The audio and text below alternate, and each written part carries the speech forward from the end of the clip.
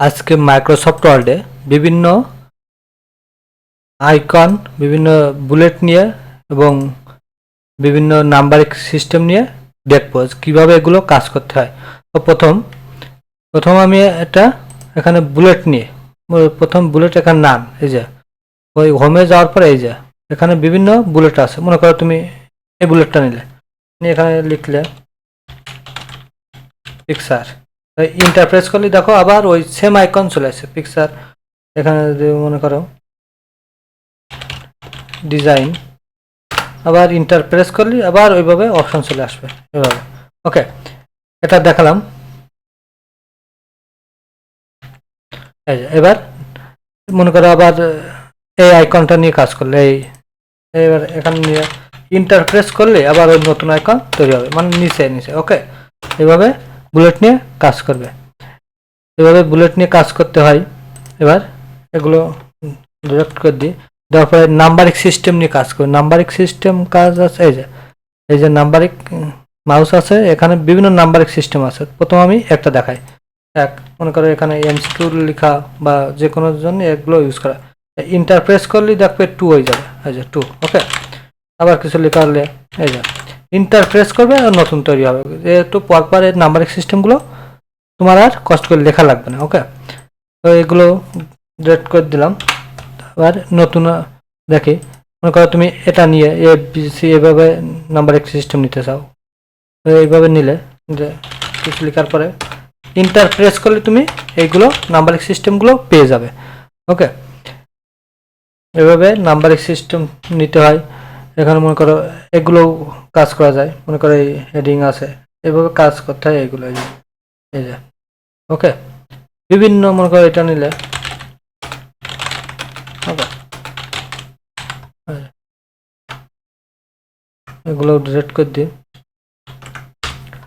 এভাবে কাজ করতে হয়। এই নাম্বারিং সিস্টেম, এই যে বিভিন্ন বুলেট এখানে আছে, বুলেট লাইব্রেরি যেটা দেখছো, এই যে নাম্বারিং সিস্টেম। তো এখানে এটা ক্লিক করছে, একটা চলে আসছে, আমি নাম দিয়ে রাখলাম।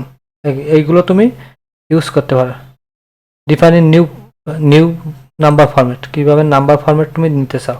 ওকে, লিফট থেকে, সেন্টার থেকেও শুরু হতে পারে, রাইট থেকে দিয়ে দেখি কি হয়। এখানে তুমি কাস্টমাইজ করে দিতে পারো, এই যে এখানে গিয়ে। ওকে, ফন্টটাও তুমি সিলেক্ট করে দিতে পারো, ফন্ট স্টাইল যেটা চাই, ফন্ট স্টাইল এই যে। ওকে, কি ফন্ট হবে এটা, সাইজ, তুমি ফন্ট সাইজটা কেমন দিবে। এভাবে তুমি ফন্ট কালারও দিতে পারো, আন্ডারলাইন স্টাইল, আন্ডারলাইন কালার। এভাবে তুমি অনেক কিছু করতে পারো। অ্যাডভান্সে ক্লিক করলে এখানেও অনেক কিছু পাবে। স্পেস, এই যে অক্ষরের ভিতরে অক্ষর কত ডিফারেন্স হবে, স্কেল, পজিশন, এগুলো তুমি ইজিলিভাবে দিতে পারবে।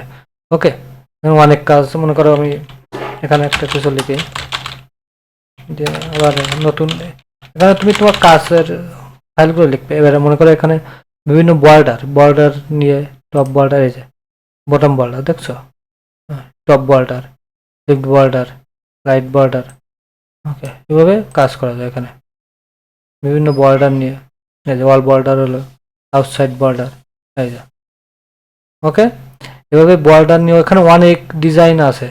এই যে এই অপশানে যে বটমে লেখা আছে বটম বর্ডার, টপ মানে উপরে, লিফট, তারপরে রাইট দেখছো, এই যে রাইট দিলে এখানে নো বর্ডার, এখানে কোনো বর্ডার থাকবে না, ওয়াল বর্ডার। ওকে, আউট আউটসাইড বর্ডার, এখানে অনেক বর্ডার তুমি এখানে নিয়ে কাজ করতে পারো। এবার তুমি টেবিল রাখতে পারো, মনে করো। ওকে, আবার এটা নিলাম, একটা টেবিল হলো। এভাবে বর্ডার নিয়ে কাজ করতে হয়। ওকে, হরিজন্টাল লাইন, দেখে হরিজন্টালটা লাইন হলো। হ্যাঁ, দেওয়া টেবিল, এই বর্ডার অ্যান্ড শার্ডিং, এগুলো আগে ভিতর, পেজ বর্ডার, বর্ডার। ওকে, মনে করো এই যে দেখছো, আমি যে ডিজাইনটা দেবো এখানে সেই ডিজাইনটা আসবে।